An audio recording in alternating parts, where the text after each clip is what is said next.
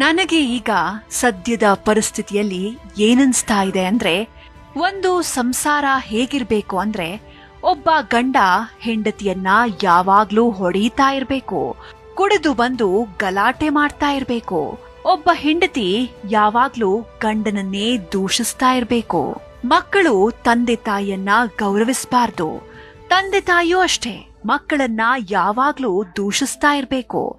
ಒಂದು ಮನೆಯಲ್ಲಿ ಶಾಂತಿ ನೆಮ್ಮದಿ ಅನ್ನೋದೇ ಇರಬಾರ್ದು.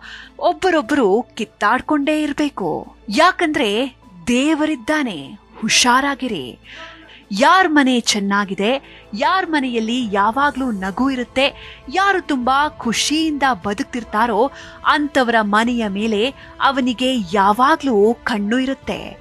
ದೇವರಿದ್ದಾನೆ, ಹುಷಾರಾಗಿರಿ. ಅವನು ನಿಮ್ಮ ಸಂಸಾರವನ್ನ ಖಂಡಿತವಾಗಿಯೂ ಬಿಡೋದಿಲ್ಲ, ಖಂಡಿತ ನಾಶ ಮಾಡದೆ